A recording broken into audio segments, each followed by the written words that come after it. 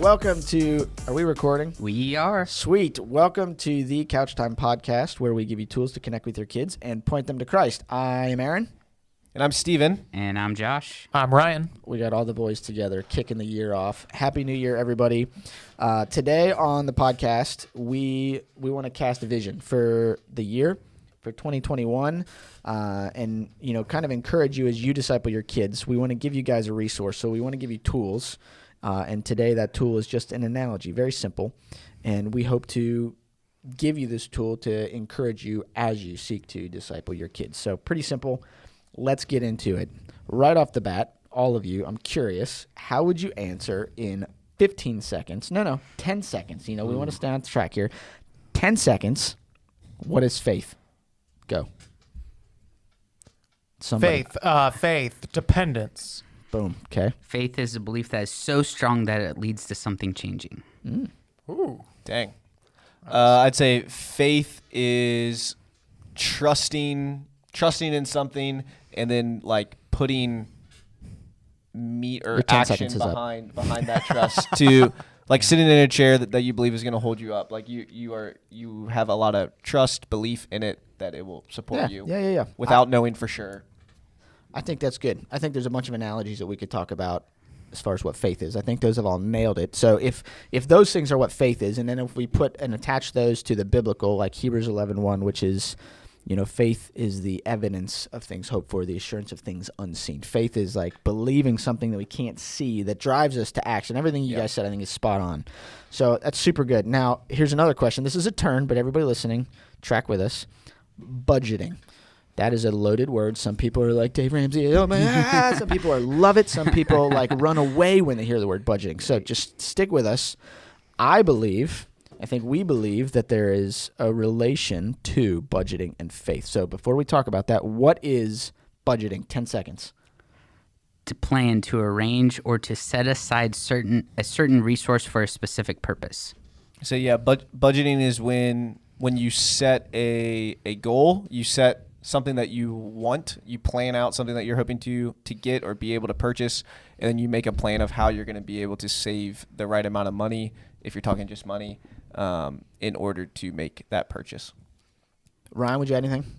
Yeah, I think of budgeting, it's a future-oriented, how are you going to allocate certain resources. Future-oriented. Yep. That's good. I like that. I stole a definition that I looked up on dictionary.com.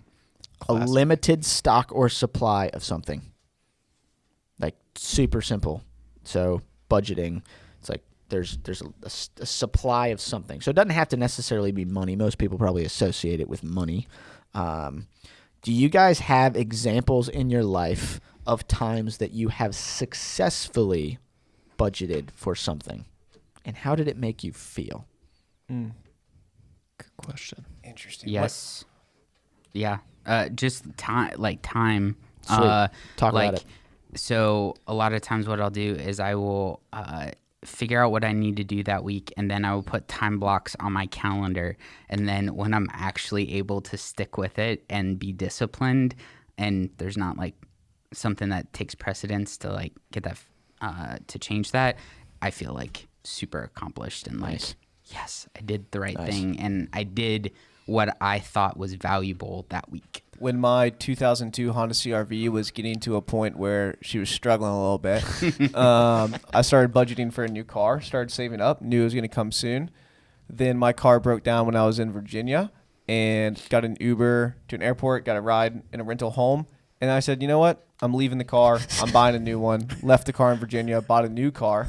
And the cool thing was, wasn't even sad about it because I already had the money. I had been planned for it, prepared for it. So the new car almost felt free because I had planned to buy it. Yeah. And I just went to the store. That's interesting. So it felt good because you were prepared. Yeah, anytime I've bought stuff that I've budgeted for, it's felt like I didn't buy it. It's felt just free. It's just I can just have this. Yeah. I planned for this moment for this reason, and now I can have it. It's a great feeling.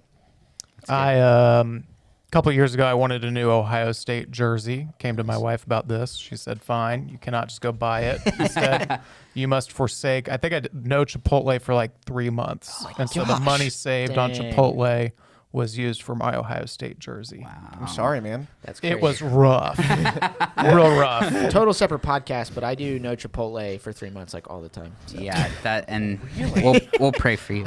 I'm kidding. I'm actually growing to like it. I'm maturing. It's okay. That's sanctification. That's good. So I've got a couple examples. Most of them have to do so specifically with money. There have been times I have successfully budgeted and times I have failed, and the feelings that come with both of those are starkly opposite.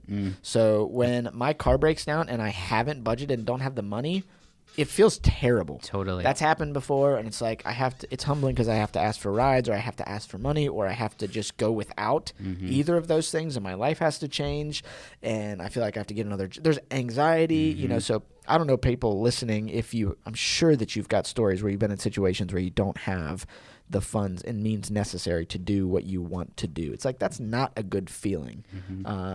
But then also there have been times where I've successfully budgeted, time or money, and I get to do the things that I want because I have the resources, and the feelings that come from that, it's like there's genuine joy and like it's fun, and there's a peace, and I can sleep at night, and I'm not worried about how am I going to get to work the next day or whatever it might be. So budgeting resources that God has given us will enable us to, do things we want and do things that we have to do, to take care of responsibilities. So question, what does budgeting have to do with you and your faith?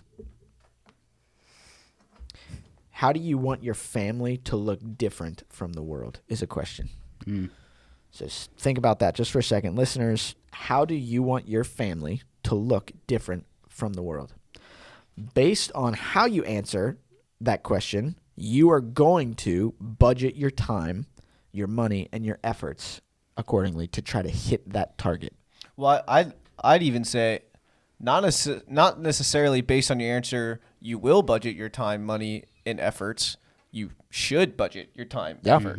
I can think of plenty of times where like people are like, what type of vacation do you want to go on with your family sometime? And it's like, oh, I'd love to do this, and then never do any steps towards it and never achieve it. So it's like, based on your answer, you need to create a plan. And that's exactly what you said, Josh, in your answer to what faith is. What did you say? You had that written down? Faith is a belief so strong that it leads to something changing. So if you really believe that God is God, it's like it will lead to something changing in your life, which will result in you looking different than the world. Yeah. So exactly the point where we're trying to go as far as, what does budgeting have to do? So what is the cost when it comes to budgeting? Based on your guys' answer, what would you say is the cost when budgeting time or money?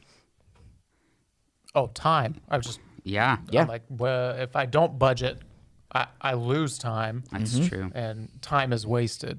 Yeah. So Yeah, I feel like that's one.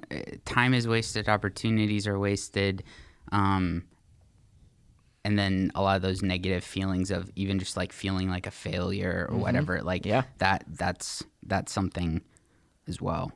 Yeah, so if you have what you were saying, this ideal of how you want parents, if you have an idea of how you want your family to look different than the world, how you want your family to operate in a way that honors God, that lifts and builds each other up, the cost if you don't then make a plan, a budget of your time, your money, your resources, is that nothing's going to change. That like if you didn't put any action behind this ideal that you want your family to look like, your family's going to continue to operate in a way and drift towards worldliness. It's like you'll never drift towards righteousness. Like our flesh will always cause us to drift away and drift more so into looking like the world unless you take direct action to swim against the current, to push against the current, and to make a plan to do so. Right. Yeah, there's no cruise control to being more like Jesus. But the benefit of budgeting, I mean, well, so that's a great conversation as far as what is the cruise control that we're prone to. What is cruise control for humans? Whatever our natural desires are, which are evil. Which so is we are going to look like the world. Exactly. Yeah, that's what I was saying. Yeah, exactly. Instead of being what God has actually called our families to. So me, if I have money in my wallet, I'm going to spend it. right. I'm going to spend it. unless I have it earmarked for something specific. Yep. I will not spend it on something because I know it's earmarked for something else. But if I don't earmark it, it's like I could buy that, so I do. It's like, what am I saving for? If I don't know what I'm saving for, I'm not going to save it. I'm going to buy it on something that I want. Right. I want that right now, I'm buying it. Like, I have to force myself because I know my cruise control. So when it comes to our faith and budgeting the resources God has given us, so for you as parents, if you're listening and you have kids, we want to encourage you. And part of the reason why we even have the podcast is to give you tools to try to budget your time and your money and your efforts, because we believe God's word tells us that, you are discipling your kids, and we want to be a resource as you do that.